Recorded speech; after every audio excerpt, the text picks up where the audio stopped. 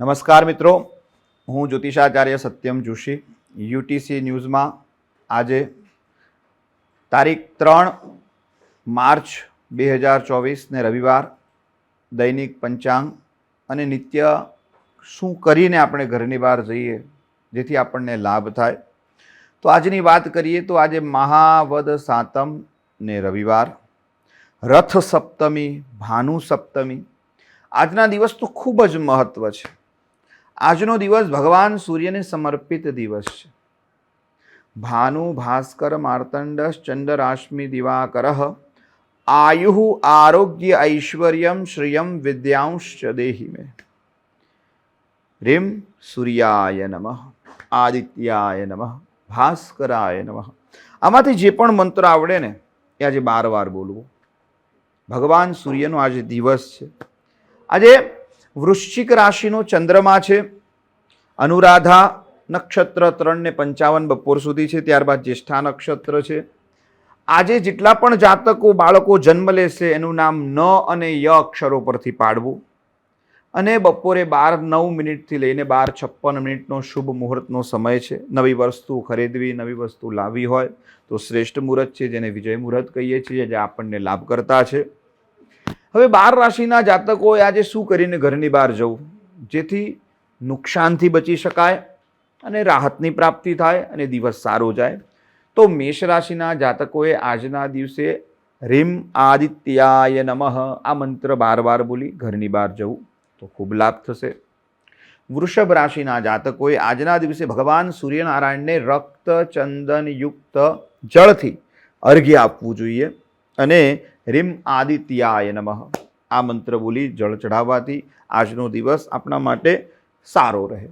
મિથુન રાશિના જાતકોએ આજના દિવસે ખાસ કરીને શ્રીમ રીમ શ્રીમ કમલેશ્વર્યય નમઃ, હું મંત્ર ફરી બોલીશ, શ્રીમ રીમ શ્રીમ કમલેશ્વર્યય નમઃ આ મંત્ર 11 વાર બોલી તમારી કુળદેવીનું સ્મરણ કરીને ઘરની બહાર જવાથી સારો રહે આજનો દિવસ.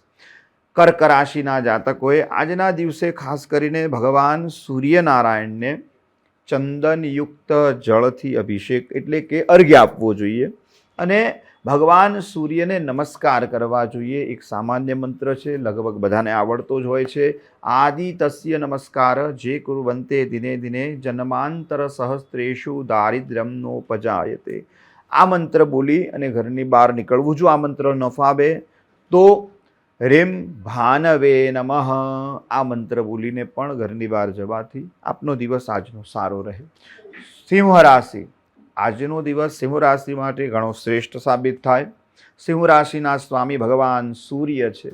તો અને આજે પાછી સપ્તમી છે અને ભાનુ સપ્તમીનો અનેરો અવસર છે. તો સિંહ રાશિના જાતકોએ આજના દિવસે પરમ સૂર્ય ઉપાસના કરવી જોઈએ.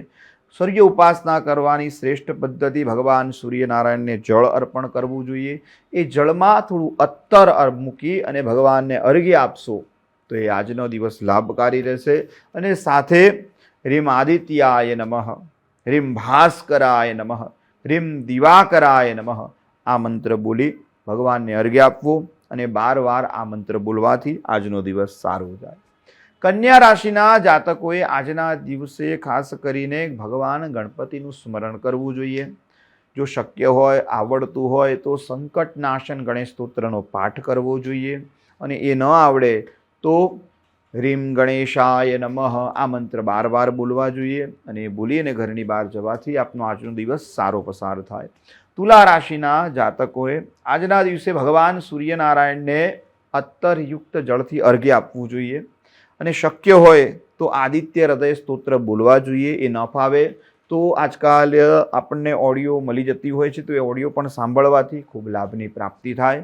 અને જો કાંઈ પણ ના મળે તો આદિત્યાય નમઃ આ મંત્ર 12 વાર બોલવો એ લાભકારી રહે.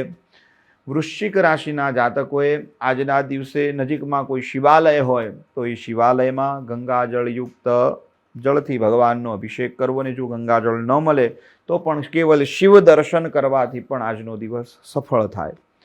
ધન રાશિના જાતકોએ ઘરની બહાર પ્રસ્થાન કરતી વખતે ઘરની જમણી બાજુ પ્રવેશતા જમણી બાજુ એક ઘીનો દીવો કરીને બહાર જવાથી આપનો દિવસ આજનો સારો રહે. મકર રાશિના જાતકોએ આજના દિવસે ખાસ કરીને હનુમાનજીની ઉપાસના કરવી જોઈએ. શક્ય હોય તો 12 વખત રામ નામ બોલવા જોઈએ અને 12 વખત હનુમાનજીના નામ બોલવા જોઈએ. શ્રી રામ જય જય રામ એ 12 વખત બોલવું જોઈએ અને રીમ હનુમતે નમઃ આ પણ 12 વખત બોલવાથી આજનો દિવસ સારો પસાર થાય. અને કુંભ રાશિની વાત કરીએ તો કુંભ રાશિના જાતકોએ આજના દિવસે ખાસ કરીને ભગવતી જગદંબાની ઉપાસના કરવી જોઈએ. ઘરની બહાર નીકળતા પહેલાં રીમ ચંડિકાય નમઃ મંત્ર ફરી રિપીટ કરીશું. રીમ ચંડિકાય નમઃ આ મંત્ર 11 વાર બોલી અને ઘરની બહાર પ્રસ્થાન કરવાથી આજનો દિવસ આપનો સારો પસાર થાય.